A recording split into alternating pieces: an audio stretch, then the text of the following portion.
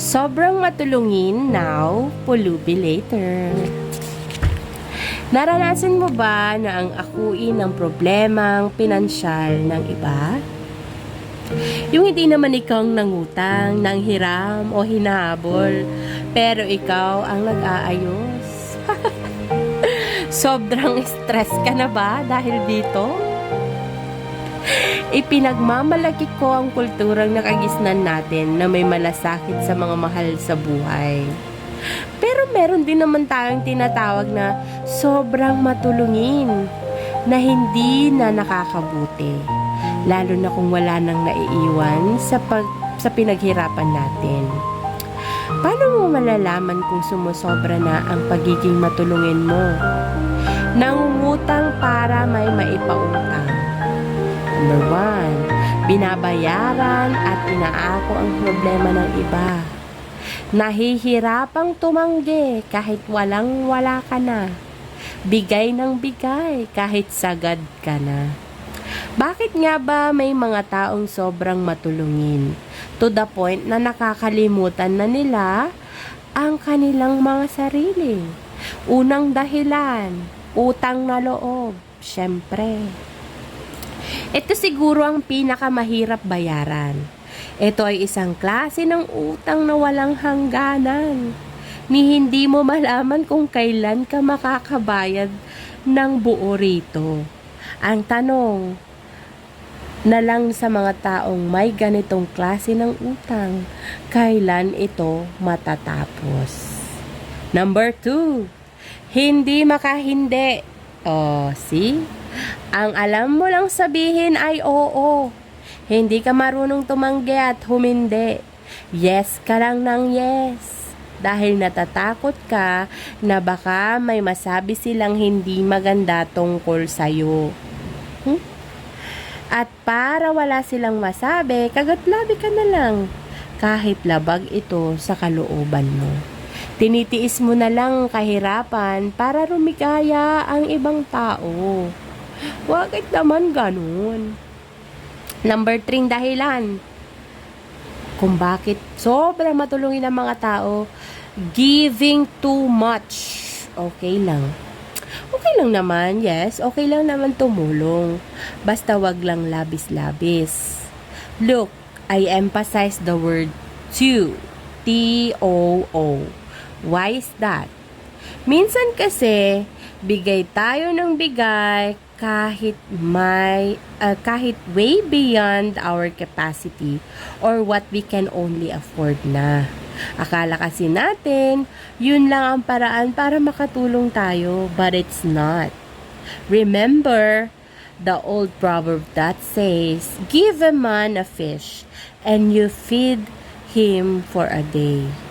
Teach a man to fish and you feed him for a lifetime. O, di ba ang ganda? Bigyan mo, pag binigyan mo ang isang tao ng fish and pinapakain mo siya ng isang araw lang, pero pag tinuruan mo siya kung paano kumuha ng pagkain, matutulungan mo siya or mapapakain mo siya for a lifetime. Tama. Ibig sabihin nito ay huwag natin silang hayaang sumahod lang sa biyaya. Instead, give them advice, teach or educate them on how to succeed para ma-motivate din sila to do the same thing and produce their own bread and butter. Kaya ang ending nito, makakalimutan ang sariling pangangailangan. Tama. Gustong mag-ipon pero laging napapahiram sa iba ng pera nila. Gustong mag-invest pero kulang ang pondo dahil lumapit ang isang kaibigan.